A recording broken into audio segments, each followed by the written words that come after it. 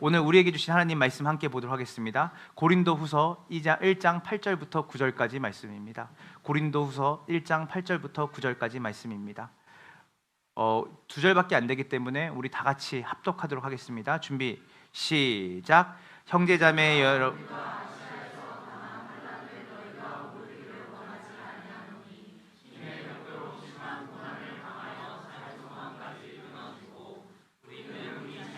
사형 선고를 받은 줄 알았으니 이는 우리로 오직 죽은 자를 다시 살리시는 하나님만 의지하게. 아멘, 아멘. 우리가 2주간에 다윗과 아브라함을 통해서 믿음의 속성이 무엇인지를 함께 살펴봤습니다. 그러니까 믿음은 우리가 가진 어떠한 조건으로 주어지는 게 아니라 전적으로 하나님의 은혜에 우리가 매달리는, 그것이 믿음이라고 했어요. 그래서 우리가 지난주에는 이 아브라함을 통해서, 또 지난주에는 다윗을 통해서 믿음이라는 것이 우리가 골리앗을 쓰러뜨리는 엄청나고 대단한 게 아니라, 또 아브라함처럼 우리가 아브라함이 뭔가 율법을 잘 지키고 하나님이 주신 것들을 잘 이루어서 그가 믿음의 조상이 된 게 아니라 전적으로 하나님의 은혜로 말미암아 그들이 그들됨을 유지할 수 있고 그들됨을 살아갈 수 있다는 것을 우리가 알게 됐습니다. 그래서 믿음은 간단히 말해서 전적으로 하나님의 은혜에 매달리는 행위가 믿음입니다. 우리 편에서 뭔가를 만들어내는 게 아니라고 했습니다. 오늘은 바울을 통해서 우리가 이제 마지막 시간입니다. 믿음의 속성 마지막 시간을 좀 가지려고 하는데, 바울이라는 인물을 통해서 그의 전생에 걸쳐서 앞에 살펴본 다윗과 아브라함의 믿음을 이 바울도 같은 동일한 믿음을 가지고 살았다는 것을 오늘 여러분과 함께 말씀을 통해 나누고 우리가 함께 기도하는 시간을 가졌으면 좋겠습니다. 여러분, 고린도후서 우리 오늘 본문 1장 8절을 다시 한번 읽어보도록 하겠습니다. 준비 시작. 형제들아, 우리가 아시아에서 당한 환난을 너희가 모르기를 원하지 아니하노니 힘에 겹도록 심한 고난을 당하며 살 소망까지 끊어지고, 이는 우리로 자기를 의지하지 말고 오직 죽은 자를 다시 살리시는 하나님만 의지하게 함이니라. 아멘. 1장 8절을 보면 아시아에서 당한 환난을 여러분이 알기를 바랍니다. 우리는 너무 그러니까 사도 바울과 함께 아시아 지역에서 같이 복음을 전했던 그 팀을 얘기하는 거죠. 복음을 전하고 교회를, 우리처럼 개척해서 교회를 섬기는 일, 그 일이 너무나 힘에 겹고 너무 짓눌려서 살 희망조차도 잃어버렸습니다. 여러분, 너무 이게 놀랍지 않아요? 우리가 복음을 전하고 교회를 세우는 그 일이, 우리는 그 일을 하면 너무 우리의 인생에 좋고 아름다운 일이 있을 줄 알았는데 뭐라고 말해요? 너무 힘에 겨워서, 너무 눌려서 마침내 살 희망마저 잃을 지경에 이르렀습니다. 복음을 전하는 게 쉽나요? 쉽지 않아요. 교회를 세워가는 게 쉽나요? 쉽지 않아요. 살 소망을 잃어버릴 정도로 차라리 그냥 안 했으면 좋겠다, 이거를 모든 걸 포기하고 싶을 정도로 힘겨움이 누구에게 있었다는 거예요? 사도 바울에게 있었다는 거예요. 그래서 더 나아가면 고린도후서 11장 23절부터 27절에 사도 바울이 좀 더 자세하게 얘기합니다. 고린도후서 11장 23절부터 27절입니다. 준비 시작. 그들이 그리스도의 일꾼입니까?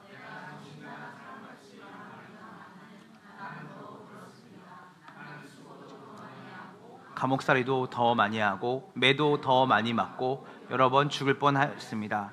유대 사람들에게서 마흔에서 하나를 뺀 매를 맞은 것이 5번이요, 채찍으로 맞은 것이 3번이요, 돌로 맞은 것이 1번이요, 파선을 당한 것이 3번이요, 밤낮 꼬박 하루를 망망한 바다를 자주 여행하는 동안에는 강물의 위험과 강도의 위험과 동족의 위험과 이방 사람의 위험과 도시의 위험과 광야의 위험과 바다의 위험과 거짓 형제의 위험을 당하였습니다.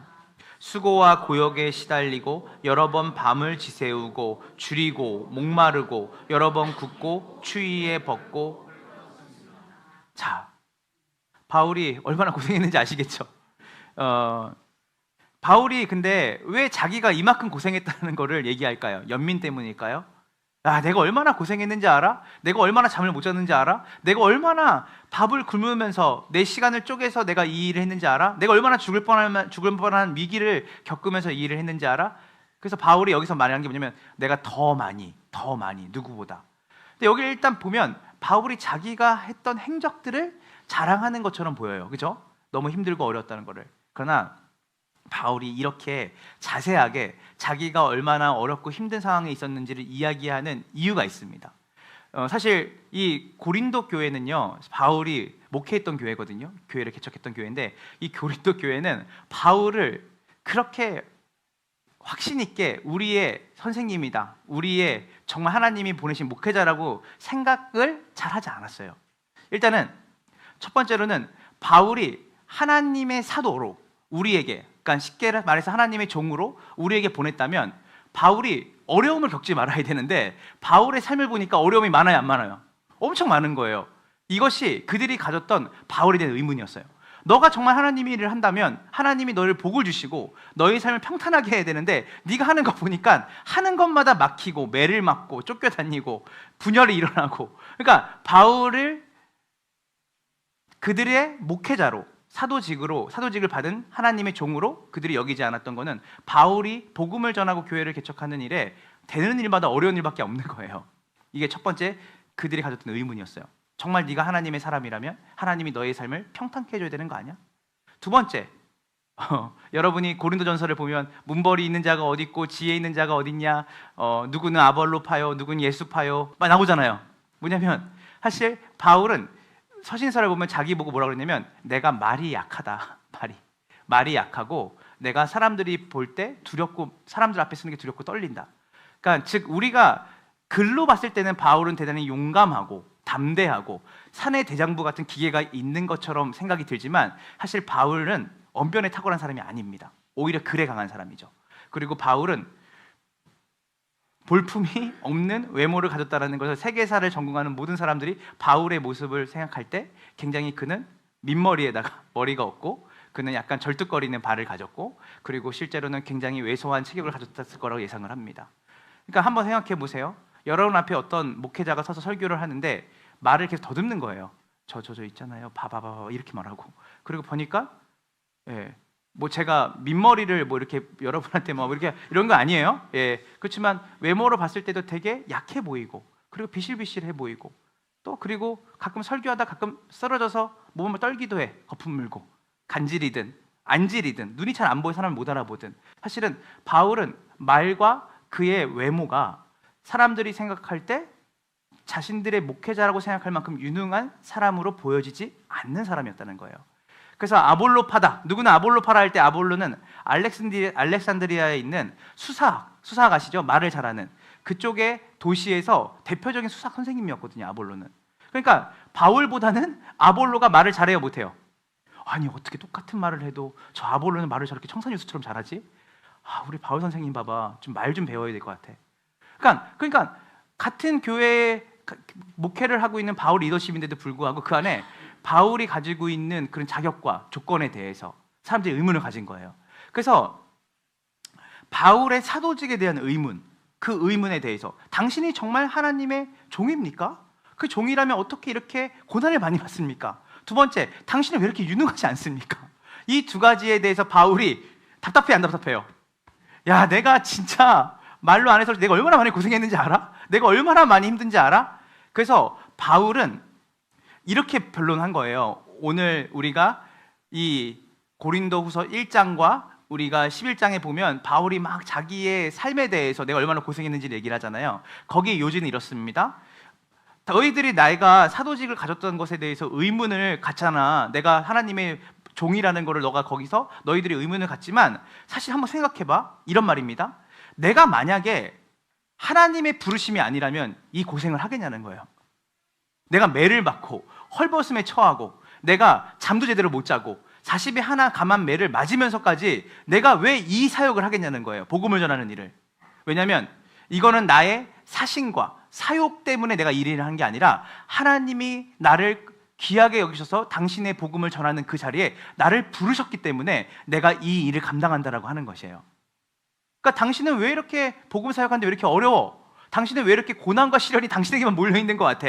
하나님이 당신을 안 세운 거 아니야? 가 아니라 바울은 오히려 고난 중에서 내가 힘겹고 어려운 상황 중에서 먼 거리를, 그리고 헐벗고 굶주림 속에서 이 일을 하는 것 자체가 내 부르심이 하나님의 부르심이라는 것을 증명하는 거 아니냐고 맞는 거예요. 여러분, 우리는 교회에 이제 그 주변에 사시는 분도 있지만 저 먼 거리에서, 오늘 1부 때는 우리 혜지 선생님은 안산에서 와요. 몇 시에 일어나냐 보니까 6시에 알람 맞춰서 일어나서 온대요. 애들 지금 주일학교 섬기러 갔죠. 그러면 제가 오늘 아침에도 똑같은 설교를 했거든요. 우리가 왜 하나님은 이 새벽부터 나와서 교회를 섬기는 나에게 엄청난 체력을 주시고, 또 평택에서 대안학교 교사잖아요. 체력을 주셔서 와, 오늘 일어날 때 와러 뷰티풀 데이 하고 막 일어나고, 막 진짜 아름다운 날이네 오늘. 근데 그렇지 않은 거죠. 너무 피곤하고 힘든데 체력은 나이가 먹을수록 떨어져 가고. 근데 우리가 묻는 거죠. 왜 하나님은 내가 하나님의 개척교회의 주일학교를 섬기는 일에 나한테 왜 힘을 안 주시지? 이렇게 물을 수 있지만, 오히려 그 먼 거리를 오면서 자기가 왜 이 일을 하는지에 대해서 생각하게 되는 거예요. 아, 내가 돈벌이를 한다면 이 새벽에 주일날 나오고 절대 나오지 않지. 그러나 하나님께서 나를 복음을 전하는, 어린아이들을 품고 복음을 전하는 증인으로 하나님 나를 부르셨구나. 그분의 부르심이 이 고난 중에서도 나를 이 힘들고 어려운 상황에서도 그 자리를 지키게 만든다고 바울은 얘기하는 거예요. 두 번째, 바울이 우리 본문을 보면 뭐라고 말하죠? 내가 이렇게 힘들고 어려운 일을 통하여서 뭐만 의지할 수 있도록? 나의 힘을 의지하지 않고 오직 죽은 자를 다시 살리시는 하나님만 의지하게 하심이라. 자, 이건 되게 중요해요. 왜냐하면 우리가 바울을 생각할 때 바울이 가장 많이 싸웠던 거, 여러분 바울이잖아요. 나는 날마다 뭐하노라? 죽노라. 그럼 바울이 뭐에 대해서 죽었을까 생각을 해보면 우리는 바울이 끊임없이 자기의 의와 싸운 거거든요. 나의 자격과 조건. 여러분, 바울은 가말리엘이라고 하는 율법 학자의 율법 스승을 가진 사람이었고요. 가말리엘은 사실은 유대 교회는 종교와 정치가 혼합되어 있는 상태였거든요. 거기 2인자였어요. 야당 여당이면 야당의 대표급이었거든요. 그 사람 밑에서 그 사람의 모든 것을 받고 배운 사람이에요. 그리고 로마의 시민권자였어요. 지금 뭐 대단한, 우리나라도 지금 대단해졌지만 사실은 그 당시에 로마의 시민권자였다면 사실은 여러 부분에서 사실은 전 세계가 부러워할 만한 그의 시민권이었거든요. 권리를 가진 사람이었는데, 근데 바울이 계속 싸웠던 게 뭘까요? 자신이 내가 이 복음만 아니었다면 내가 이 상 몇 번은 엎었다. 내가 어떤 사람인지 알아? 특히 유대인 동족들에게 박해와 핍박을 받을 때, 와, 이놈들 진짜 내가 그냥 그 절차만 밟았으면, 유대교 안에 절차만 밟았으면 내가 정치 지도자가 될 수 있는 사람인데 나를 이렇게 대? 그러니까 바울이 복음을 전할 때마다 부딪혀왔던 가장 큰 싸움은, F.F. 브루스라는 신학자는 뭐라고 말했냐면, 자기 자신이 가진 유능함과 무능한 사람에게 복음을 전할 때 그들이 그걸 알아주지 않는 것에 대해서 모욕과 치욕을 당할 때 견딜 수 없어서 하는 그 마음을 매일같이 그가 죽였던 거죠. 예를 들어서 이런 겁니다. 나 서울대야, 나 하버드대야, 내가 너희랑 같이 어울릴 군번이 아니야. 근데 내가 복음 때문에 이렇게 하는 거야. 그 마음 자체를 하나님이 귀하게 여기시지 않는 거예요. 그러니까 바울은 끊임없이 자기 자신을 쳐서 자기가 하나님의 은혜 앞에 부름받은 사람이라는 것을 생각하는 그 시간을 매일 가졌다는 거예요. 자기의 권리를 내려놓는 거죠. 근데 여러분, 우리가 이렇게 아무리 얘기해도 바울 하면 떠오르는 게 뭐냐면 바울의 대단한 업적들이에요. 그렇죠? 바울이 히브리서까지 만약에 썼다고 한다면, 히브리서는 지금 난제긴 하거든, 누가 썼는지. 그러나 히브리서까지 바울이 썼다면 14권을 쓴 거예요. 그러니까 신약 성경을 적어도 13권을 쓴 바울이, 그리고 전 세계의 역사가들이 동일하게 많은 거, 기독교가 어떻게 유럽까지 와서 이 복음이 전 세계에 전파됐을까? 그 일에 가장 혁혁한 공을 세운 사람이 누구예요? 사도 바울. 세계 제1의 전도자라고 기록되어 있고, 그리고 신약 성경 대다수를 쓴 기록한 사람. 업적이 대단해요, 안 대단해요? 예전에 제가 바울처럼 되고 싶었어요. 바울처럼. 그런데 우리가 생각을 해보면 바울이 그 대단한 업적을 가졌기 때문에 우리도 바울과 같은 사람이 되고 싶다. 그러려면 뭘 해야 돼? 잘 준비된 사람이 돼야 돼. 우리 이쪽으로 바로 가는 논리가요. 그래서 한번 이런 생각을 해보시는 거예요. 바울이 대단한 업적을 가졌다는 것이 바울이 잘 준비됐기 때문에 하나님이 그를 사용하셨을까? 자, 이제 여러분에게 아까 왜 바울이 내가 하나님만 의지하게끔 하셨냐라고 하는 그것에 대한 답을 제가 논증을 하려고 해요. 자, 여러분, 바울의 시작, 바울이 처음 성경의 무대에 등장한 건 언제 등장했는지 아세요? 결정적인 사건이 있었어요. 바울이 스데반을 죽였거든요. 스데반을 죽일 때 가장 앞장서서 스데반의 죽음 앞에 서서 선동했던 사람, 한 청년이 있어요. 성경에 보면 사도행전에. 그 청년이 누구냐면 바로 바울이었어요, 자신. 그러니까 바울의 등장은 바울이 뭔가 자격과 조건을 갖춰서 하나님이 쓰신 게 아니라 바울은 그 당시에 가장 존경받는 교회 지도자 한 명을 죽이면서 시작해요. 예를 들어서 이겁니다.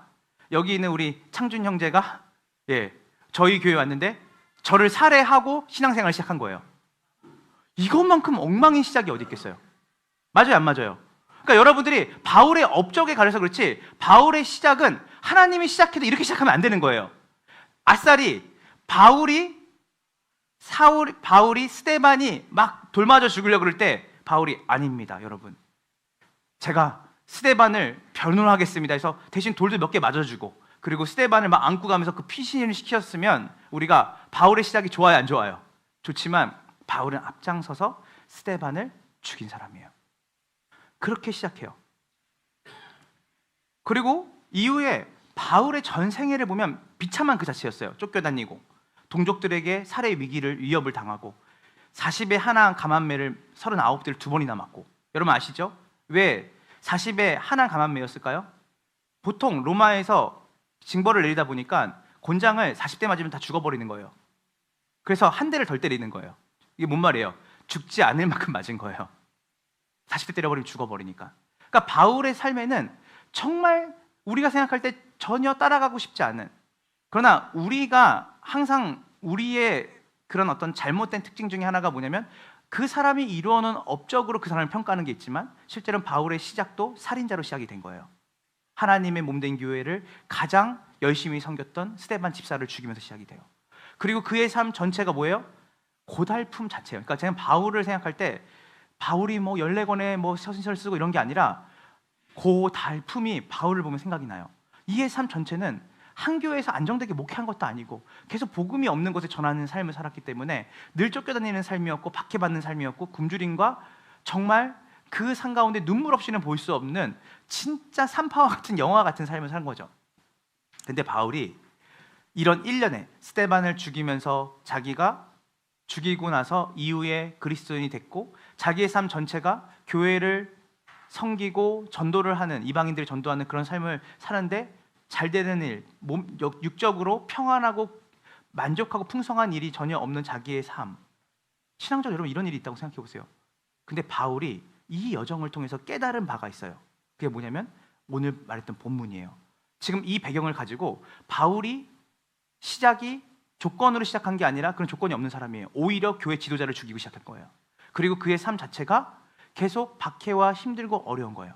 근데 오늘 본문에서 뭐냐면 이 모든 일들, 조건이 되지 않는 자기를 하나님께서 부르셔서 이방인의 사도로 부르셨고, 그리고 여전히 쫓겨다니고 말도 시원치 않고, 그리고 풍채도 좋지 않고, 그리고 사람들이 볼 때 조금도 교회 지도자라고 말할 수 없는 조건이 안 되는 자기의 삶 속을 신앙의 눈으로 자기가 깨닫게 되는 게 오늘 본문인데, 여기서 뭐라고 말해요?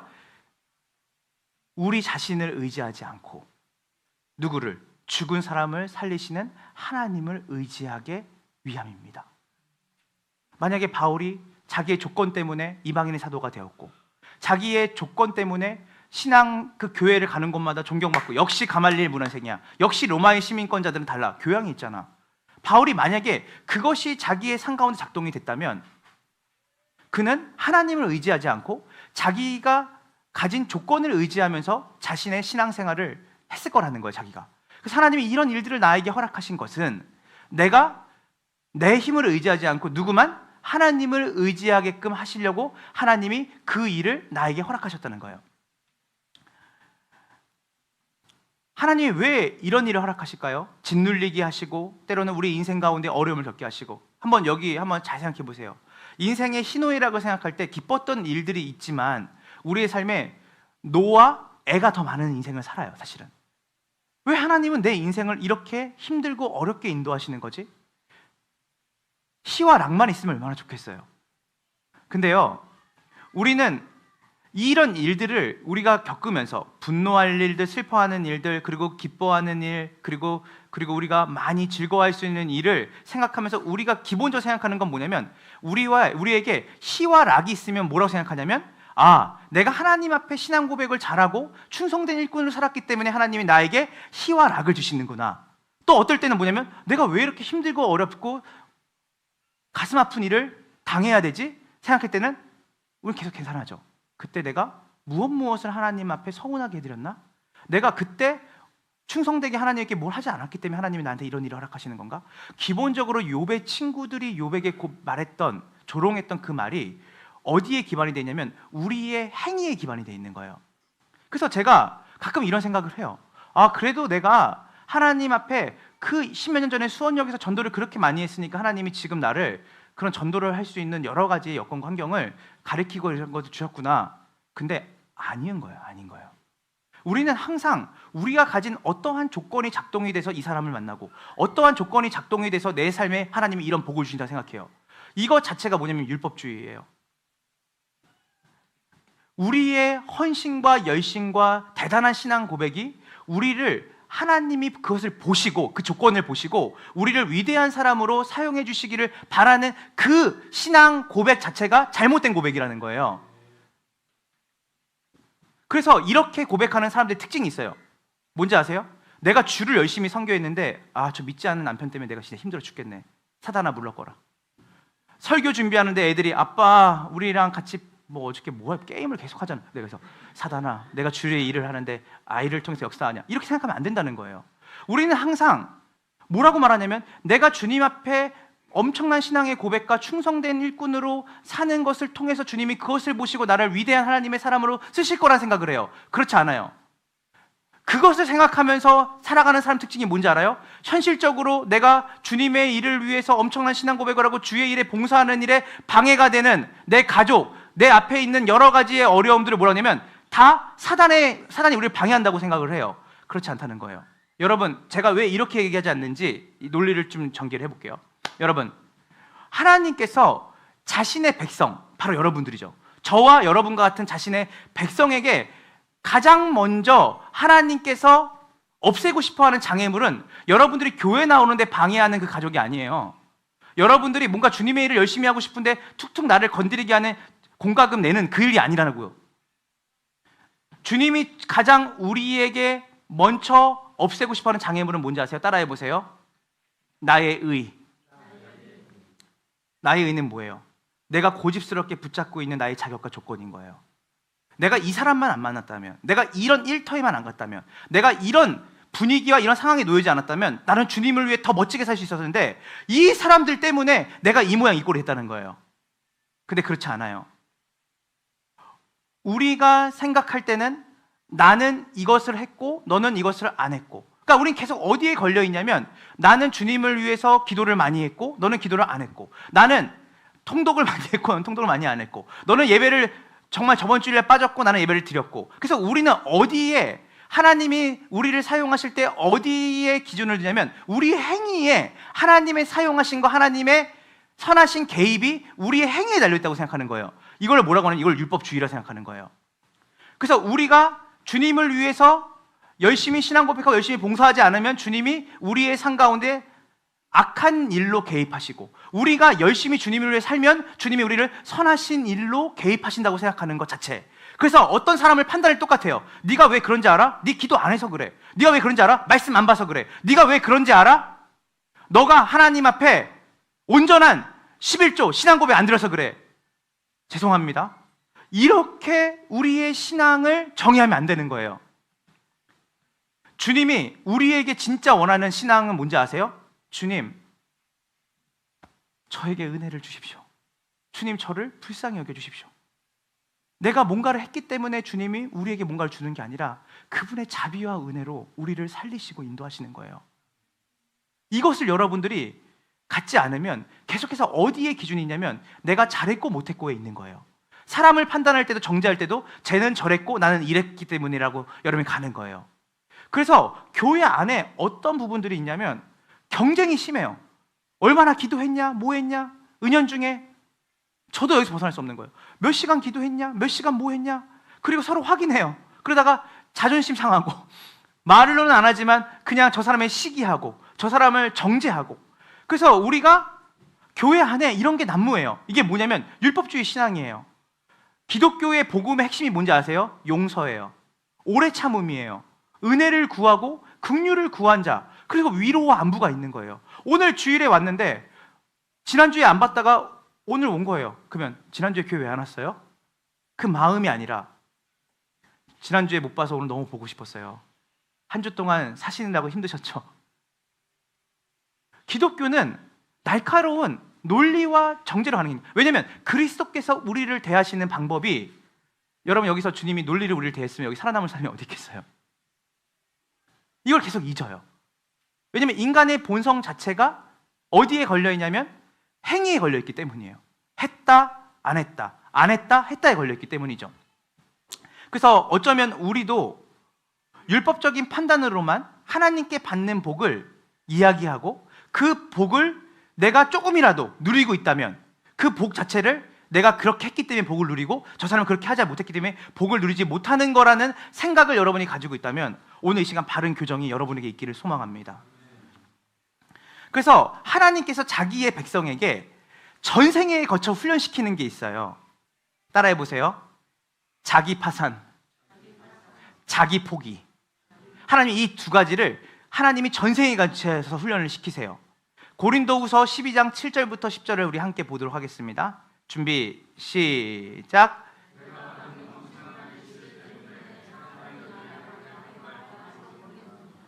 그러므로 내가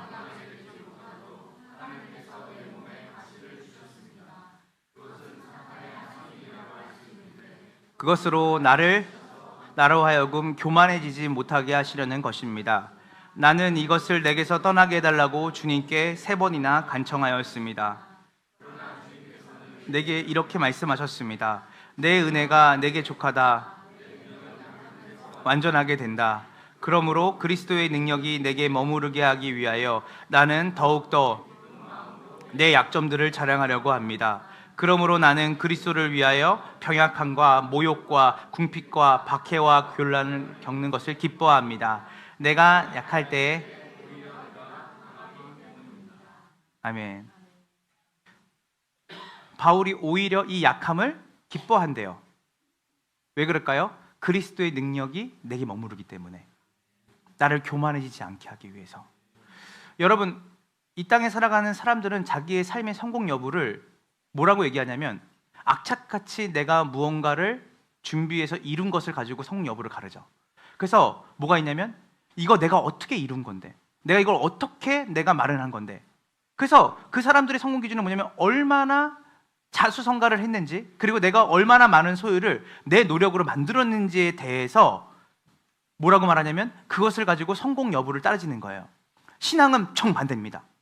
신앙은 뭐냐면 너가 얼마나 소유가 있냐 많냐로 우리에게 복이 있다, 성공이 있다라고 말하지 않아요. 여러분, 다시 한번 얘기하지만 세상의 원리는 너가 무엇을 해서 얼마만큼을 이루었냐 안 이루었냐가 성공의 원리지만 기독교 신앙은 전혀 다르다고 했어요. 여러분, 마태복음 5장을 보면 심령이 가난한 자는 복이 있다. 그리고 의에 줄이고 목마른 자는 복이 있다. 여러분, 여기서 뭐냐면 심령이 가난한 건 뭐냐면 비어져 있는 거예요. 심령이 가난한 거예요. 비어져 있다라는 것. 비어져 있다라는 건 뭐냐면 채워야 되는 거예요. 이것을 뭐라고 말하죠? 심령이 가난한다는 것은 뭐냐면 자기 파산 선고를 하는 거예요. 제가 지난번에 예전에 팔복에서 얘기를 했잖아요. 교회 때, 교회 주일 예배 설교 때.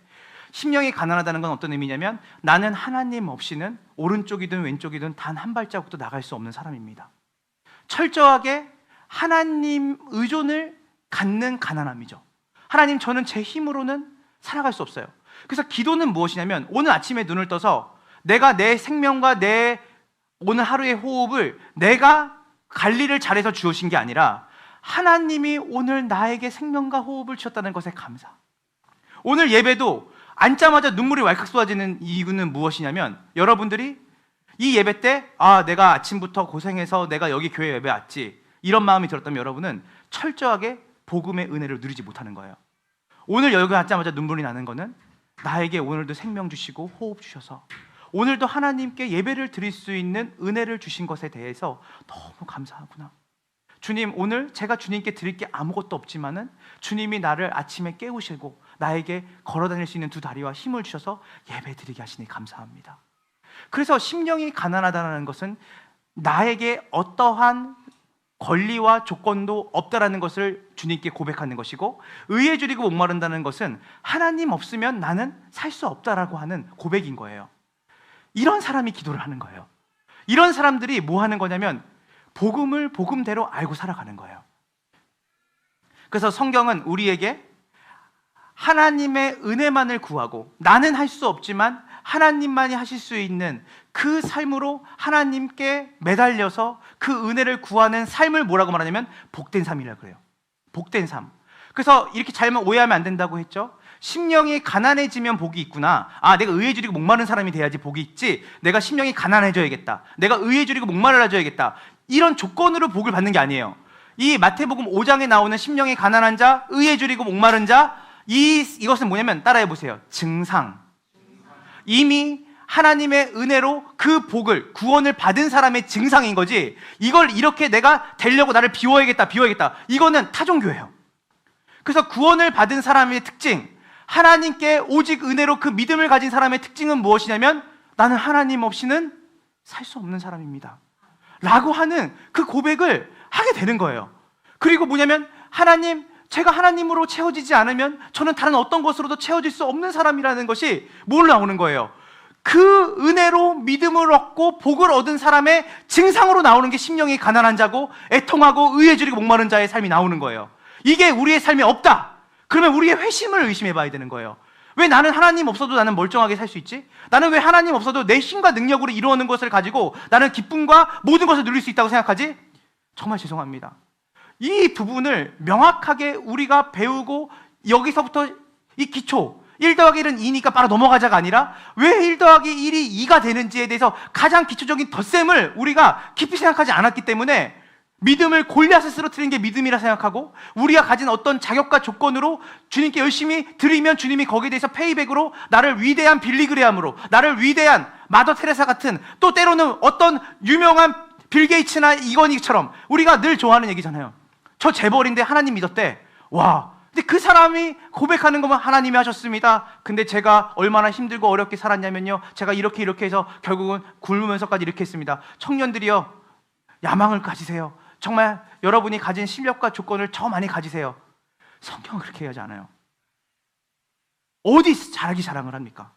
전적으로 하나님이 우리의 삶 가운데 주인 되시고 우리의 공급자가 되지 않으시면 우리는 살아갈 수 없는 사람입니다. 이 고백이 오늘 아침에 눈을 뜨자마자 터져 나와야 되는 거예요. 제가 신대원 때 좋아했던 조직신학 교수님이 이렇게 말했어요. 아침에 일어나면 몸을 확인해 본대요. 자기가 나이가, 이분은 이러더라고요. 40 중반 되면서 언제 하나님이 밤중에 데려가실 수 있을지 모르니까 자기가 그때부터 눈을 뜨면 눈을 깜빡깜빡거리고 이렇게 손을 만져본대요. 손가락 움직여 본대요. 그리고 나오는 말이 뭐냐면, 주님 감사합니다. 오늘 하루도 저에게 호흡 주셨군요. 주님이 생명 주시지 않으시면 저는 오늘 하루 어떤 활동도 할 수 없는 사람인데 주님의 은혜로 제가 여기 있네요 라는 고백을 하고 시작하셨다는 거예요. 그때는, 어릴 때는 그게 얼마나 대단한 말인지 몰랐어요. 그 말은 뭐냐면 전적으로 우리의 생명을 누구에게 드리고 있는 거예요? 누구에게 의존하고 있는 거예요? 하나님께 의존하는 삶인 거예요. 여러분, 그래서 기독교라는 게 뭐냐면 하나님만이 내 삶의 전부가 되어주시고 힘이 되어주시고 만족이 됩니다. 이것이 기독교 복음이고 이것이 기독교의 약속이고 이게 기독교의 신앙이에요. 이거 자체가 지금 여러분에게 나는 하나님 없으면 난 죽어, 나는 하나님 없으면 난 살 소망이 없어, 여러분이 여기 앞에 진실되게 서야 되는 거예요. 지금 하나님 없어도 나는 내가 만들어 놓은 것 때문에 거기에 난 안정감을 누릴 수 있고 내가 만들어 놓은 것으로 나는 살아갈 수 있어. 굳이 하나님이 없어도 나는 살만해 라고 한다면 여러분 정말 마지막에 주님 앞에 서서 여러분이 후회할 수 있어요. 구원은 제가 줄 수 있는 게 아니에요. 그러나 명확하게 성경이 말하는 구원은 우리를 심령이 가난한 자로 만드는 거예요.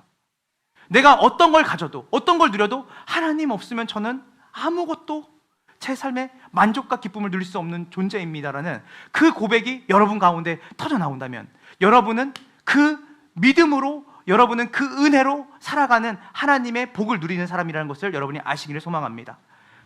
그래서 그 다음에 바울이 뭐라고 말했냐면, 복음을 전하는 일이 너무 귀하잖아요. 바울이 제가 복음을 전하는 게 너무 귀한 일이죠. 왜냐하면 하나님의 복음을 전하는 사명자로 자기를 불렀으니까. 그러니까 바울이 복음을 전하는 게 너무 귀한 일이라는 걸 알고 있는데, 웬걸요? 복음을 전하는데 간질이든 안질이든 자기의 몸에 지병이 있는 거예요. 그러니까 여러분 생각해 보세요. 외모도 왜소하고 말도 시원치 않아요. 근데 자, 이렇게 설교하다가 여러분 하나님이 하는데 갑자기 툭 쓰러져요. 그리고 막 간질병 아시죠? 몸을 부들부들 떨면서 거품을 물어요. 거기에 권위가 있겠어요? 바울이 이런 일들을 수도 없이 당하다 보니까 하나님 앞에 3번이나 기도한 거예요. 자기 자신을 위해 기도하는 게 거의 없어요, 바울은. 하나님 전도의 문을 열어주세요. 복음을 전할 수 있도록 담대함을 주세요. 이런 기도했던 사람인데 자기의 몸을 놓고 3번이나 기도한 거예요. 왜요? 복음을 전하는 일이 너무 귀한데 복음을 전하는 일에 뭐가 방해가 되는 거예요? 그 가시가 자기를 찌르는 거예요. 이 가시 때문에 복음이 능력 있게 전파되지 않는 것 같은 거예요. 그러니까 뭐라 그래요? 하나님, 이 가시를 제 몸에서 제거해 주세요. 여러분에게 가시가 있을 거예요. 바울에게만 있는 가시가 아니에요. 여러분의 삶 가운데 하나님 이것만 없애주시면 제가 더 기도할 수 있고, 이것만 없애주시면 제가 더 복음 전할 수 있고, 하나님 이것만 이루어 주시면 하나님 제가 더 하나님께 쓰임 받을 수 있는데 왜 이거를 하나님 안 없애줍니까? 여러분이 이 3번이라는 숫자, 바울이 끊임없이 간절함을 담고 있는 숫자죠. 하나님 없애주세요. 이것만 없애주시면 제가 더 복음을 힘있게 전할 수 있을 것 같아요. 하나님 제 다리가 깨끗하게 나아지면 하나님 제가 더 힘있게 할 수 있을 것 같아요. 하나님 제가 목청이 더 좋아서 목을 하나님이 정말 저한테 가성, 비성, 두성 다 쓰게 하시면 제가 찬양을 더 은혜롭게 할 수 있을 것 같아요. 근데 하나님이 그것을 구하는 바울에게 뭐라고 말하냐면, 내 은혜가 족하다. 너 그 가시 없애달라고 했지만 가시 없애지 않겠다. 왜? 그리스도의 능력이 너에게 머물러야 되니까. 우리의 약함이 아니라 그 약함이 조건이 돼서 우리가 누구를 의지하게 된다는 거예요? 하나님을 의지하게 된다는 거예요. 여태까지는 내 잘난 맛에 살았어. 여태까지는 내가 원하는 거를 내가 열심히 노력하면 얻을 수 있다고 생각했어. 근데 인생을 살다 보면 뭘 깨닫게 되죠? 점점점 내가 원해도 내가 뜻해도 할 수 없는 일들이 너무 많아지는 거예요. 근데 우리는 이걸 계속 없애달라고 해. 하나님 뭐라고 말하냐면, 지금 너의 그 가난이, 너 빨리 그 가난에서 벗어나고 싶지?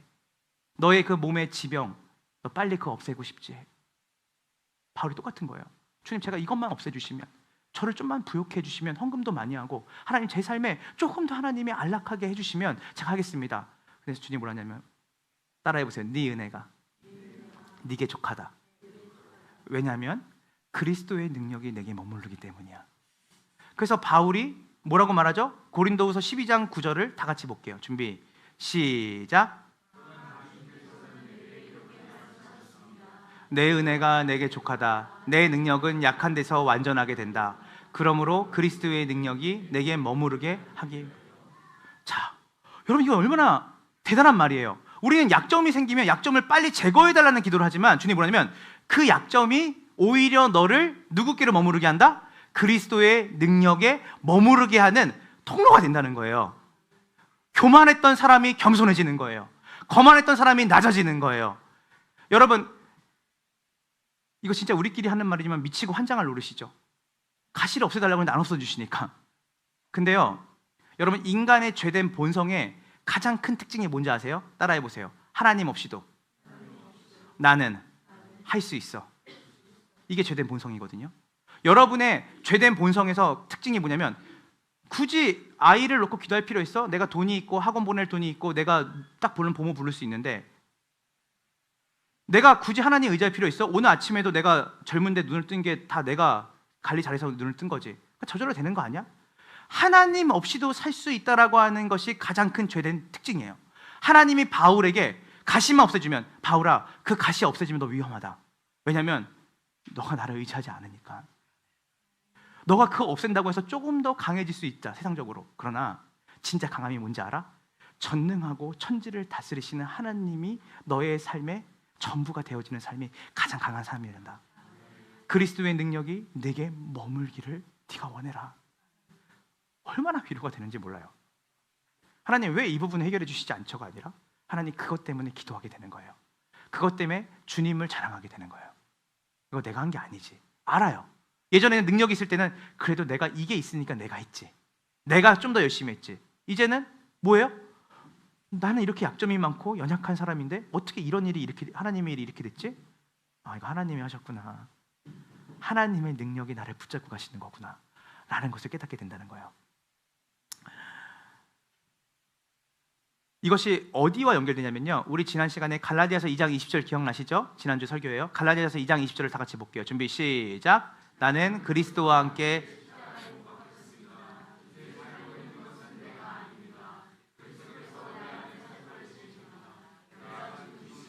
살고 있는 삶은 나를 사랑하셔서 나를 위하여 자기 몸을 내어주신 하나님의 아들을 믿는 믿음 안에서 살아가는 것입니다.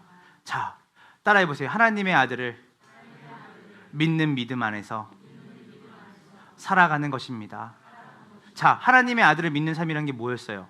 여러분, 우리가 구원을 얻을 때, 여러분이 믿음을 가질 때, 여러분이 어떤 조건을 가져서 하나님 보셨죠? 저한테 믿음을 주세요. 구원받을 만한 믿음을 주세요. 왜냐하면 제가 열심히 살았잖아요. 이 조건으로 구원받지 않았죠? 따라해보세요. 오직 예수 그리스도의 십자가의 은혜로 구원을 받았습니다. 여러분, 우리 교회가 타종교와 다른 점이 뭔지 아세요? 타종교들은요, 지성이면 감천이에요.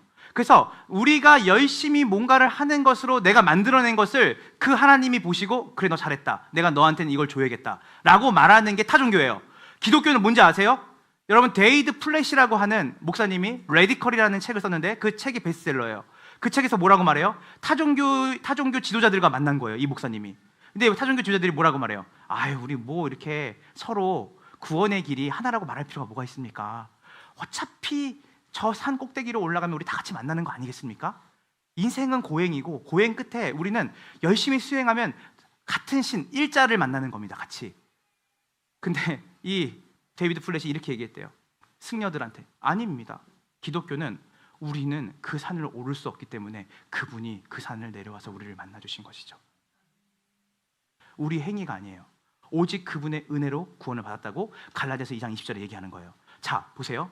이것이 동일한 신앙의 원리로 우리의 삶에 작동해요. 뭐냐면 우리가 은혜로 구원을 받았죠. 그래서 우리의 삶 전체에 우리의 사역과 우리가 이 교회의 구성원이 되고 우리의 삶을 영위해 나가는 모든 것들도 뭐예요? 우리의 조건과 우리의 힘에 달려있지 않아요. 오직 하나님의 은혜가 우리를 우리 되게 하는 것이에요. 그래서 갈라디아서 20장 20절은 뭐라고 말하냐면 우리가 구원을 얻을 때에 십자가로 인하여 죄 용서함을 받고 무조건적인 은혜로 구원함을 얻은 것처럼 동일한 원리로 사역이, 교회가, 여러분들이 세워진다고 얘기하는 것이에요. 여기에 하나님, 내가 그래도 어떤 조건이 있으니까 저를 쓰시는 것이죠. 똑같다니까요. 예수님이 우리를 구원하신 그 은혜로 우리가 구원받은 것처럼 동일한 원리가 여러분의 모든 삶에 흐르고 있는 거예요. 그래서 여러분, 요한복음에 보면 포도나무와 가지의 비유 아시죠? 너희가 나를 떠나서는 아무것도 할 수 없다. 여러분, 그래서 우리가 구원은 하나님의 은혜를 구원받고 내가 하는 모든 일들은 다시 율법주의로 돌아가거든요. 아, 내가 뭔가를 해야 사랑 덜 받고 내가 뭔가를 해야 하나님이 복을 주시고가 아니라 우리는 이 땅에서 살아가면서 지금 교회 봉사를 하고 섬기고 제가 설교하고 우리가 일상에서 살아가는 모든 삶의 터전에서 우리가 하는 모든 행동은 뭐냐면 하나님의 은혜가 아니면 나는 어떤 것도 감당할 수가 없고 어떤 것도 할 수 없습니다 라고 하는 전적으로 하나님의 은혜에 매달리는 삶을 주님께서는 이미 시작부터 우리에게 원리를 주신 것이에요. 바울이 오늘 내가 매를 더 맞고 뭐하고 내 삶에 뭐하는데 내가 보니까 내 조건과 자격을 내가 계속 논하고 싶더라. 근데 갈라디아서 2장 20절에 얘기하죠. 그거 아니야? 내가 가지고 있는 이 믿음, 이 은혜로 받은 구원도 내 조건과 자격이 있는 게 아니라 그 아들이 이루신 그 일들을 통해서 내가 구원받은 것처럼 나의 나된 것, 내가 한 모든 업적들은 내가 잘나서 한 게 아니라 오직 하나님의 은혜로 된 거다. 어떤 분이 이런 말이에요. 목사님, 그렇게 말씀을 전하시면 누가 교회 헌금 내고 누가 교회 봉사하겠어요? 그 생각 자체가 잘못된 거예요. 이 은혜를 입은 자들이 그 아들 아래서 우리의 전 삶을 시작하시고 이루시고 완성하신다라고 하는 한없는 사랑과 은혜를 받은 자들이 나오는 반응이 뭔지 아세요? 향유를 깨트리는 일이 벌어지는 거예요. 왜냐하면 내 조건이 아니라 이미 나를 죄인 되었을 때 사랑하셨던 그분의 사랑이 지금도 나를 인도하고 이끌고 계신다는 것에 감사한 것이죠. 그래서 어떻게 헌신이 나오냐? 헌신을 목적으로 하면 안 돼요. 이 은혜를 깊이 알아가는 여정을 가야 돼요. 이게 얼마나 큰 은혜인지. 그래서 우리의 믿음은 하나님의 은혜로 주어졌고, 그래서 우리가 뭘 믿냐? 여기서 믿음이라는 건 믿는 거잖아요. 내가 뭘 믿냐라고 할 때 여러분이 어떠한 행동을 해서 그 은혜로 여러분이 믿음이라는 게 주어진 게 아니라 전적으로 여러분이 하나님을 붙잡은 것도 아니고 하나님이 여러분에게 나타나셨다고 성경 얘기를 해요. 여러분이 하나님을 찾은 게 아니라 하나님이 여러분의 삶에 보이신 거죠. 그리고 뭘 말하냐면 내가 너희를 얼마나 사랑하고 어떠한 은혜로 구원을 받았는지를 주님이 이야기하시고, 그리고 그 은혜가 단순히 우리를 천당 가는 은혜가, 천당이란 말하는 건 제가 부정적으로 얘기하는 거예요. 그냥 이 땅의 인생에 아무런 상관없이 그냥 죽고 나면 가야 되는 롱타임을 살아가는 천당이 아니라 주님이 뭘 말씀하시냐면 내가 너희에게 시작한 그 은혜가 그리스도 예수로부터 시작을 해서 뭐예요? 궁극적으로 우리에 대한 하나님의 비전이 뭔지 아세요? 여러분을 아들의 형상으로 빚어가시는 거예요. 믿으세요?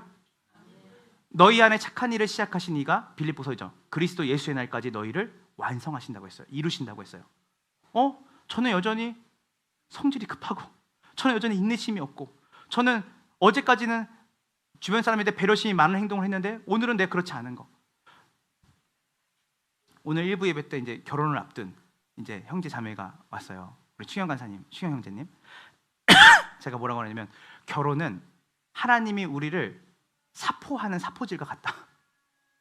사포 아세요 혹시? 어떤 이렇게 거친 면이 있으면 이렇게 막 비벼가지고 거기를 곱게 만드는 거잖아요. 여러분 다 동의하실 거예요. 결혼하신 분들은 결혼하면서 뭘 배워요? 자기 부인을 배워요. 내가 예전에 혼자 같았으면 인내 안 했던 일도 같이 살면서 인내하는 일이 많아지고, 내가 얼마나 성격이 급한지를 결혼하면서 더 많이 깨달아요. 내가 어떤 부분에서 얼마나 연약하고 부족한지를 같이 살면서 알게 돼요. 이게 뭐냐면 자기 부인이, 이전에는 자기를 부인하면서 살아가는 사람이 없었는데 같이 살면서 자기를 부인하는 일이 벌어지는 거예요. 거기서 뭐 어떤 일이 벌어져요? 내가 바꿔야겠다 해서 바꾸는 일이 없어요. 뭐가 일어나죠? 싸움이 일어나죠. 교정이 일어나는 거예요. 주의 일을 하는데 너가 가장 큰 방해야. 당신이 가장 큰 방해야. 아니죠. 주님의 일은 뭐냐면 밖에 나가서 선교하고 전도하는 게 주님의 일이 아니에요. 더 근원적인 건 뭐냐면 주님이 우리를 뭘로 교정하시는 거냐면 그분이 예수 그리스도의 십자가의 은혜로 우리를 구원하시고 그분이 우리와 연합되었다고 말해요. 로마서 6장은.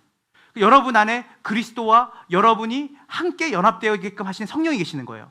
그래서 그분의 궁극적인 목적은 단순히 여러분을 롱타임, 긴 시간을 그냥 천사들과 함께 놀면서 사과 따먹고 그런 삶을 살아가는 게 아니라 여러분을 창세기에 나오는 하나님의 형상으로 회복하는 일을 해요. 그래서 하나님의 형상에 가장 완벽하게 보여주는 분이 누구냐면 성육신하신 예수 그리스도예요.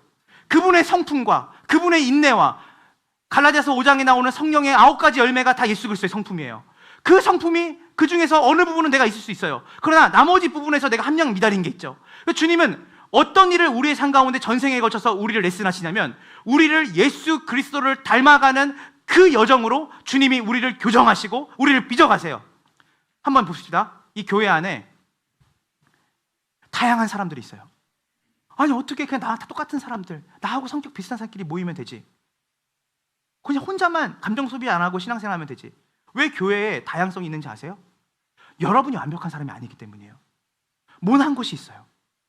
오히려 나하고는 전혀 어울릴 것 같지 않은 그 사람과 같이 식사를 하면서 그 사람을 통해서 인내를 배워요. 그 사랑한다는 것을 자기 사랑에 근거해서 살아갔던 사람들이 교회 공동체에 들어오고 결혼을 하면서 배워가요. 내가 이기적으로 사랑을 이해했구나. 사랑은 주는 게 복되다고 했는데 이 이타적인 사랑이 무엇인지 배워가요. 한 사람이 변해가는 그 일은 순적하게 순탄하게 우리 재성에 마치 재성을 가지고 스케이트를 타는 것처럼 스무스하게 이루어지지 않아요. 여러분 삶 가운데 지축이 흔들릴 만한 일들이 벌어져요. 가난을 몰랐던 사람이 가난을 경험하면서 없는 사람의 마음을 알게 되고, 몸이 건강했던 사람이 몸이 아프면서 몸이 아픈 사람이 왜 얼마나 저렇게 아팠는지를 이해하게 되는 거예요. 주님이 이 여정을 우리에게 가게 하세요. 왜냐하면 그게 예수 그리스도의 마음이거든요. 그래서 그러면 우리가 아까도 얘기했지만 우리가 가지고 있는 이 믿음의 속성은 무엇이냐면 주님이 이 일을 시작하셨고 이미 여러분에게 예수를 믿는 그 순간에 여러분의 착한 일을 시작하신 거예요, 그분이. 그리고 그 아들의 형상으로 여러분을 완성하시고 빚어가실 거예요. 믿으세요? 이게 믿음이에요. 내가 뭔가를 해서 이루어지는 일이 아니라 그분이 나를 붙잡고 가시면서 가장 위대한 사랑으로 나를 인도하셔서 궁극적으로 아들의 형상의 성품으로 우리를 빚어가신다는 것을 십자가에서 이미 다 이루셨고 나는 시간 속에서 그렇게 주님의 일하심을 통해 주님의 형상으로 빚어져 갈 거야. 누가 이루시는 거예요? 그분이 이루시는 거예요. 여기서 우리는 뭐가 나오죠? 순종과 불순종이 나와요. 아, 나 안 바뀔래요. 나는 계속 내 성격대로 살게요. 그럼 매 맞고 가는 거예요, 그 자리에. 왜냐면 교정을 하는 시간이 오래 걸리는 거예요. 이걸 뭐라 그러냐면 심판이라고 말하잖아요. 징계라 그래요. 징계의 어원이 뭔지 아세요? 자녀 만들기예요. 자식 만들기. 내 자식답게 살아가는 거예요. 거지가 왕자가 됐는데 왕자처럼 살아야 되는데 거지처럼 살면 어떻게 돼요? 아버지 마음이 무너지죠. 그러니까 애한테 너 그 더러운 양말 벗어. 안 벗을래요. 우리 선우가 겨울인데 여름 옷 입고 나가요. 늘 나가려고 그래요. 두껍다고 덥대요. 덥긴 나가면 막 벌벌 떨면서. 근데 엄마한테 계속 안 입어. 벗어. 막 벗. 근데 누가 이기죠? 엄마가 이기죠. 나가면 감기 걸리니까. 입혀요. 입히는데 지가 저항하면 할수록 지만 힘든 거예요, 사실. 예. 아이스크림 못 먹지, 뭐 못 먹지, 다 못 먹게 하니까. 근데 순종하면 네 엄마 하고 순종하면 어떻게 돼요? 어차피 그 자리에 갈 거예요. 어차피 내가 항상 애들한테 하는 말이 뭐냐면 어차피 갈 건데 왜 혼나면서 가냐. 그게 우리예요. 우리는 결코 하나님이 말씀하시는 그 목적과 의도대로 우리는 순탄하게 가지 않거든요. 계속 저항해요. 싫어요. 저는 겨울인데 전 더우니까 여름 옷 입고 나갈게요. 오후만 지나도 막 덜덜 떨고 있는데 그러다가 엉덩이 2대 맞고 다시 겨울옷 입는 거죠. 순종과 불순종은 여러분이 순종하면 그 길을 가고 불순종하면 그 길을 못 가는 게 아니에요. 여러분은 하나님께서 반드시 목적하시는 주님의 백성으로 주님의 형상으로 예수 그리스도를 닮은 사람으로 빚어지게 될 거예요. 그게 우리에게 복이에요. 우리가 노력하는 게 아니라 주님이 그 자리로 여러분을 인도하시는 거예요. 한번 생각해 보세요. 지난 시간을 봤을 때 그렇게 남에 대한 이해가 좁은 내가, 배려심이 없던 내가, 물론 지금도 그렇지만 지금도 참을 수 없는 분노가 끓어오르는 내가 이전에는 그 정도면 내가 이미 폭발했는데 그 정도를 넘길 수 있는 인내가 내한테 어떻게 생겼지? 무수한 여러분이 장애물이라 생각했던 가족들, 지인들, 일터에 있는 그 사람들, 나와 맞지 않는 그 사람들을 하나님이 도구로 삼아서 여러분의 삶을 뭘 이루신 건지 아세요? 아들의 형상으로 빚어가는 일을 하신 거예요. 하나님이 나의 삶에 일하시지 않는 것 같아. 우리 맨날 이런 말 하잖아요. 하나님이 저 사람의 삶에만 일하시는 것 같고 내 삶에 일하시지 않는 것 같아. 성경은 뭐라고 말하는지 아세요? 하나님은 단 한 번도 우리에게 눈을 떼본 적이 없대요. 하나님은 지금도 일하시고 계세요. 누구를 통해? 그렇게 내가 미워하는 그 사람을 통해서도 하나님은 지금 일하고 계시는 거예요.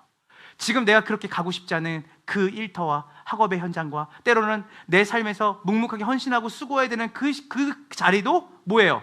하나님이 일하시는 자리예요. 우리를 훈련하시는 거예요. 얘야, 네가 이 훈련을 받으면서 전적으로 하나님만 의지하게 하고 그리고 너가 세상이 누리는 그 성공이 아니라 가장 복된 삶, 하나님의 형상으로 익어져 가고 성품이 빚어져 가는 그 일을 내가 지금 하고 있단다. 잠깐만 생각해 보세요. 여러분의 삶에 여러분이 지옥 같았다고 생각했던 그 시간이 여러분에게 뭘 가져왔고, 그렇게 여러분이 뗄래야 떼고 싶었던 그 지병이나 여러분들의 그 가족 환경이 여러분의 삶 가운데 하나님이 그것을 어떻게 쓰셨어요? 선용하시죠. 마귀는 죄와 악을 유발해서 우리를 망가뜨리려고 하지만 하나님은 그것조차도 쓰셔서 어떻게 하시죠? 우리를 하나님의 형상으로 빚어가는 삶으로 하나님이 다듬어 가시는 거예요. 그래서 박영선 목사님이란 분이 이렇게 말했어요. 난 나이를 먹는 게 즐겁다. 불면증이 있을 정도로 예민하신 분이었대요. 잠을 못 잤대요. 잠을 못 자서 불면증이 있으니까 날카롭고, 그래서 아무도 40대 때 30대 자기 못 건드렸대요. 목사님 건들지 마. 이게 말이 돼요? 목사님을 건들지 못한다는 게 목사님 인사하지 마. 목사님 째려본다, 목사님 혼내신다, 인사하는데 혼냈대요. 근데 50대가 되고 60대가 되니까 아이들이 너무 예쁘더래요. 무수한 밤과 시간을 통해서 하나님이 그 모난 환경과 상황 속에서 모나게 자랐던 자기의 인품과 인격을 하나님 다듬으셔서 지금은 자기 얼굴을 보면 다 이런데요. 산신령 같다 그런데요. 허허허 이렇게 웃으신대요. 왜요? 그분의 노력이 아니라 하나님이 그분 안에서 그 일을 이뤄 가시는 거예요. 말씀을 마무리하려고 합니다. 우리 디모데전서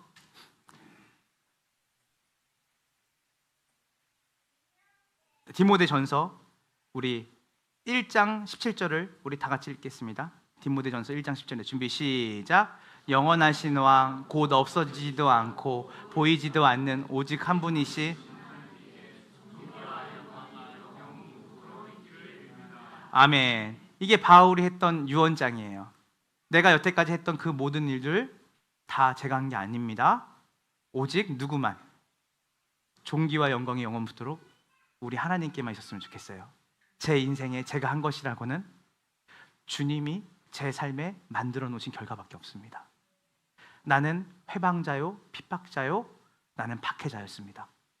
바울의 인생 고백이에요. 자, 한번 따라해 보세요. 바울은 뭘 나타내는 거냐면 나 같은 사람도 구원받을 수 있습니다를 나타내는 대표적인 인물이에요. 나같이 살인자였고 박해자였고 비방자였고 그리고 하나님이 보실 때 가장 때려 죽여도 마땅할 존재를 하나님이 귀하게 여기셔서 나를 모든 경주를 믿음의 경주를 마치고 의의 면류관을 받을 수 있는 자로 주님이 나를 만드셨습니다. 나의 나 된 것은 오직 하나님의 은혜입니다. 그게 바울의 고백이에요. 그래서 여러분이 이 믿음을 갖는 거예요. 하나님이 시작하신 그 일을 주님이 이루실 거고 완성하실 거라는 것을 믿는 게 기독교의 믿음이고, 그리고 우리 안에 있는 약점들이 약점이 아니라 그 약점을 통해서 오히려 하나님을 더 의지하고 그 약점이 나의 모난 곳을 다듬어서 인내를 배우게 하고 사랑을 배우게 하고 신뢰를 배우게 하고 그 속에서 전적으로 하나님만이 하실 수 있는 일을 할 수 있는 그 틈이 된다는 것을 여러분 믿으시기를 간절히 소망합니다. 고린도전서 1장 26절부터 29절 읽겠습니다. 우리 읽고 고린도전서 1장 26절부터 29절입니다. 준비 시작. 여러분이 부르심을 받을 때에 그 처지가 어떠했는지 생각하여 보십시오. 육신의 기준으로 보아 지혜 있는 사람이 많지 않고 권력 있는 사람이 많지 않고 가문이 훌륭한 사람이 많지 않았습니다. 그런데 하나님께서는 지혜 있는 자들을 부끄럽게 하시려고 세상의 어리석은 것들을 택하셨으며 강한 것들을 부끄럽게 하시려고 세상의 약한 것들을 택하셨습니다. 하나님께서 세상에서 비천한 것들과 곧 잘났다고 하는 것들을 없애시려고 아무것도 아닌 것들을 택하셨습니다. 이리하여 아무도 하나님 앞에서는 자랑하지 못하게. 30절 31절 마지막입니다. 시작. 그러나 여러분은 하나님의 자녀로서 누구 안에요? 누구 안에? 그리스도 안에 있습니다. 여러분이 그분 안에 있는 거예요. 그리고 읽으세요. 시작. 그는 우리에게 지혜가 되시며 의와 거룩함과 구원이 되셨습니다.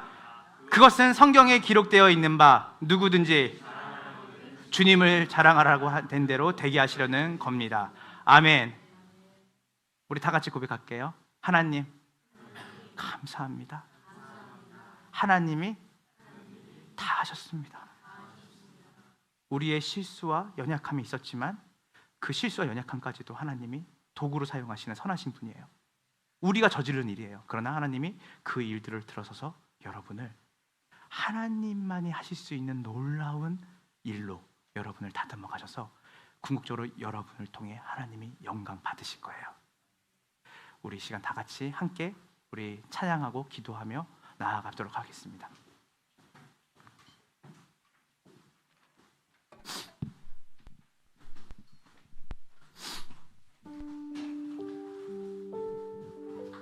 네, 이제 우리가 믿음 시리즈를 우리가 이제 3번을 했는데요.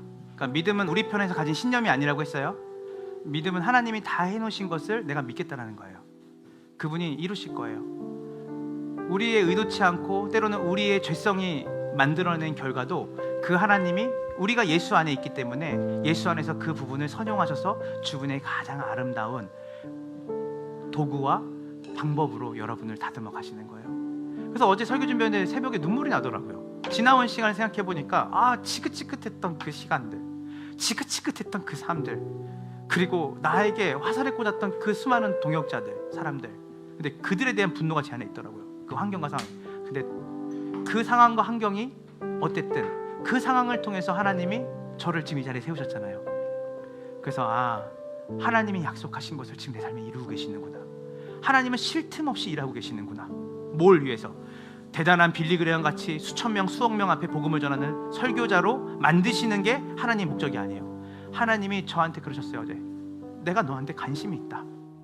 장서가, 나는 이 검단 도시에 관심이 있는 게 아니다. 나는 너에게 관심이 있다. 천하보다 네가 귀하다. 어떤 관심이죠? 나는 네가 나만을 의지하고 나의 형상으로 닮아가는 아름다운 성품으로 빚어가는 일에 내가 너를 계속 보고 있다. 내가 그렇게 만들어 가겠다. 그러면 전도와 선교는요, 그런 너의 모습을 통해 증언되는 나의 능력, 그런 너의 모습을 통해 보여주는 너의 성품과 인품을 통해서 하나님이 어떠신 분인지를 내가 알리겠다. 그래서 오늘 이 시간에 우리가 주님의 그 은혜를 믿는 믿음. 나는 아무것도 아닙니다. I'm nothing이죠. I'm the worst. 나는 최악입니다.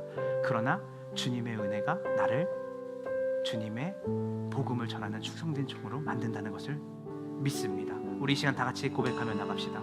어둠 속에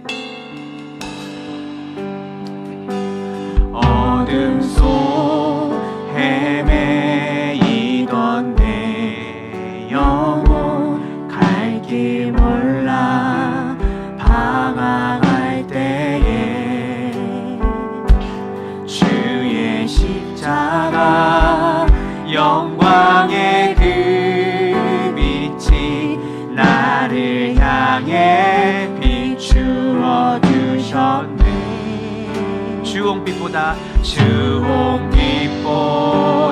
더 붉은 내 죄 그리스도의 피로 씻기어 완전한 사랑 주님의 은혜로 새 생명 주께 얻었네. 은혜 아니면 나서지 못하네. 십자가의 그 사랑 능력 아니면 나서지 못하네. 은혜 아니면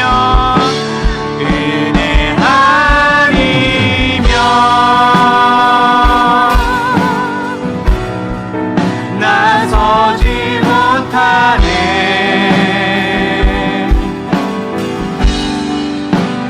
놀라운 사랑 그네 아니면 나서지. 우리 말씀 생각하면서 우리 2절 다 같이 생각합시다. 어둠 속에 헤매이던 내 영혼, 어둠 속 헤매이던 내 영혼 갈 길 몰라 방황할 때에 다메섹에서 바울이 만났죠. 주의 십자가 영광의 그 빛이 나를 향해 비추어 주셨네. 나의 노력과 의지가 아닙니다. 나의 노력과 의지가 아닌 오직 주님의 그 뜻 안에서 의로운 자라 내게 말씀하셨네. 완전하시죠? 완전하신 그대로 내 아니면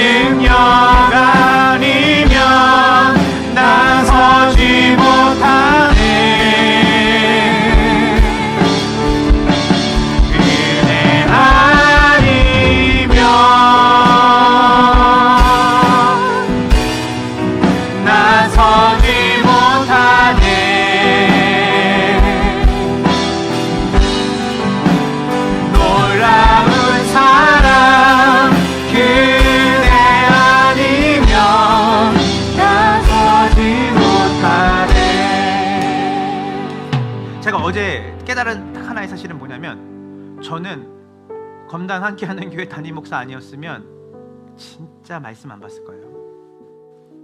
저는 전도하는 단체에 없었으면 제가 정말 저밖에 모르는 사람으로 살았을 거예요. 저는 엄청나게 사람들 앞에 쓰는 그 자리를 계속 쓰게 되면 주님이 제가 얼마나 교만해질 줄 아는 사람이에요. 그래서 주님이 가장 저를 잘 아세요. 그래서 모든 상황과 환경이 주님이 가장 적합하게 제 삶 속에 제가 실수한 것조차도 주님이 선용하셔서 하나님의 형상으로 저를 빚어가는 도구로 사용하신다는 걸 알았어요. 그래서 오늘 이 시간, 하나님, 제가 지혜롭지 못하는 머리를 가지고 살게 하심도 감사합니다. 그래서 그 지혜를 하나님께 구하는 자로, 제가 아이를 키우면서 또 때로는 내가 정말 맞닥뜨리고 있지 않은 그 현실 속에서 배울 수 있는 건 하나는 뭐냐면 인내를 배우고, 오직 하나님만이 내 삶의 등이요 빛이라는 것, 내 소망이 되신다는 것을 배우는 그 시간으로 허락하시니 감사합니다. 하나님, 오늘 이 시간 지나간 내 삶, 그리고 앞으로 올 삶 속에서 제가 염려하지 않는 이유는 그리스도 예수를 통해서 이루신 그 일이 2000년 전에 한 사건이 아니라 주님이 다시 오시는 그날까지 우리를 다듬어 가시고 빚어 가셔서 당신의 찬송의 열매로, 당신의 영광의 열매로 주님이 우리를 그 앞에 세우실 것을 믿습니다. 오늘 이 시간 우리 다 같이 기도하며 나갈 때, 주님, 그 은혜가 아니면 우리는 주님 앞에 설 수도 없고 나올 수도 없는 사람입니다. 주님의 그 은혜가 아니면 우리는 그 약점 때문에, 나의 약함과 가시 때문에 거기에 함몰되어서 비참하게 연민에 빠져서 쓴뿌리로 사람을 대하는 인생으로 살 텐데, 오히려 그 약점과 우리 안에 그 가시가 오히려 하나님을 더 닮아가고 하나님을 알아가는, 하나님만이 내 삶의 소망이 되신다는 것을 알아가는 도구로 하나님이 우리를 부르시고 다듬어 가시고 규정되어지는 축복의 통로라는 것을 이 시간에 말씀을 통해 깨달았습니다. 주님, 우리가 더 이상 원망하지 않겠습니다. 불평하지 않겠습니다. 하나님, 더 이상 내 삶에 하나님 더 많은 것, 어떠한 은혜, 내가 어떤 것을 해야 해서 얻는 구원이나 은혜를 구하지 않겠습니다. 이미 주님 다 이루신 그 은혜에 감사하며 감격해야 하며, 우리의 삶의 여정에서 주님이 주시는 모든 환경 속에서 주님의 일하심을 보고 경험하며 주님의 뜻 안에 거하기를 순종하는 자가 되게 하여 주시옵소서. 우리 시간 다 같이 주님의 은혜에 감사하며 주님의 은혜 앞에 순종하는 자로 살아가며 주님이 목적하시는 자리까지 도달할 수 있는 주님의 자녀 되게 해달라고 이 시간 다 같이 주여 일창 기도하며 나갑시다. 주여,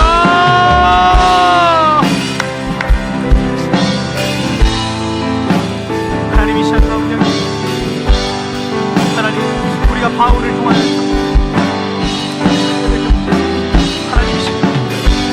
하나님, 바울은 자신을 살인자요 박해자요 부상자라고 했습니다. 주님, 조금 더 주님 조건 없는 바울에게 주님 담에색에서 주님 광채로 빛으로 붙이셔서 그의 어두웠던 마음을 밝히시고, 이제는 자기가 가지고 있는 능력과 조건으로 살아가는 인생이 아니라 전능하시고 전지하신 그 하나님의 손에 붙들린 인생으로 바울이 사는 전환점을 맞이했습니다. 하나님, 우리가 심령이 가난한 자가 되기에 노력하는 것이 아니라 주님의 그 은혜, 하나님의 아들을 믿는 믿음 안에 산다는 것은 우리를 심령을 가난하게 만든 믿음, 우리 안에 조금도 우리 안에 뭔가를 만들어서 우리가 이룰 수 있는 것 없습니다. 하나님이 우리 안에 계시면서 당신의 백성으로, 당신의 그 도구로, 당신의 그 사랑받는 자녀로 빚어가신다는 것을 믿습니다. 하나님, 전혀 이해되지 않았던 우리의 과거의 그 삶이, 때로는 우리 지금 분투하고 있는 여러 가지 어려움과 환경, 우리 머리는 다 이해가 되지 않습니다. 제 머리도 이해가 되지 않습니다. 왜 그 가시를 없애주지 않으시는지 이해될 수 없습니다. 그러나 바울은 그 약점을 더 기뻐하고 자랑했습니다. 왜냐하면 예수 그리스도의 능력이 그의 삶에 머물렀기 때문입니다. 하나님, 주님의 능력을 더 구하는 자로, 주님의 능력을 머무르는 자로, 나의 약함을 주를 인정하고 주님의 강함으로 덧입는 주님의 심령이 가난한 자로, 또한 주님이 이루실 나의 삶을, 나의 성품을, 나를 주님의 자녀답게 빚어가실 주님의 은혜를 기억하며 기대하며 살아가는 우리 모두가 되게 하여 주시옵소서. 오 하나님, 감사합니다. 누구든지 자랑하려거든 주 안에서 자랑하라. 주님, 우리 안에 부끄러운 일들이 많습니다. 작은 일도 마치 우리가 다 한 것처럼, 큰 일은 우리가 더 한 것처럼, 우리가 주님을 섬기고 따른다고 하는 그 일 안에 우리가 왕이 되어서, 주어가 우리가 되어서 내가 했다, 내가 이루었다 했던 게 얼마나 많은지 모르겠습니다. 바울이 나의 나 된 것은 하나님의 은혜였습니다. 디모데야, 기억해라. 주님이 그 마지막까지 내 곁에 계시더라. 주님이 그 일을 이루시더라. 나는 살인자요, 박해자요, 회방자였다. 너도 잘 알지 않냐? 내가 스데반을 죽이는 그 일에 앞장섰고, 무명의 그 헌신된 그리스도인들을 잡아 죽이는 일에 내가 가장 앞장섰던 그 사람이었다. 근데 그랬던 죄인된 나를 주님이 이방인의 사도로, 이방인에게 복음을 전하는 그 직분을 주셔서 내가 여기까지, 지금까지 달려왔다. 너 알지 않냐? 내가 얼마나 강박한 사람이었고, 얼마나 급한 사람이었고, 이기적인 사람이었는지. 그런데 주님이 무수한 핍박과 어려움과 헐벗음 속에서 사람들을 이해할 수 있는 눈을 주셨다. 가난을 이해할 수 있는 눈을 주셨고, 힘들고 어려운 삶에 있는 사람들을 보게 하셨고, 내 안에 엘리트주의로 무장되어 있던 나를 주님께서 하나하나 그 은혜로 벗겨주셨다. 그래서 내가 여기 있는 것이다. 너도 그렇게 되기를 원한다. 주님을 의심하지 말거라. 우리 안에 착한 일을 시작하신 이가 그리스도 예수의 날까지 우리를 반드시 이르게 하실 것이다. 그분이 주시는 어떤 환경과 상황 속에서도 그분이 그 일을 이루실 것을 확신하며 감사하며 기쁨으로 그 일에 순종하기를 원한다.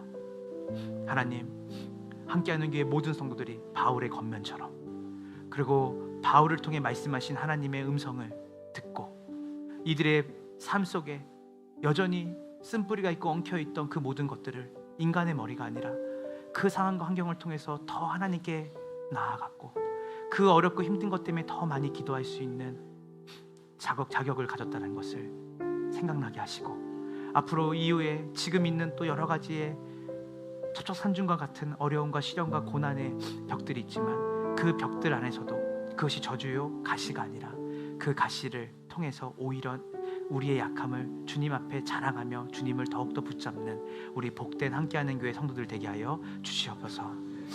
지금은 우리 구주 예수 그리스도의 은혜와 아버지 하나님의 크신 사랑과 성령 하나님의 교통하심이 나를 의지하지 않고 전적으로 하나님을 의지하며 살아가기를 결단한 함께하는 교회의 모든 성도들의 삶 가운데 지금으로부터 영원까지 함께 있을지어다. 아멘.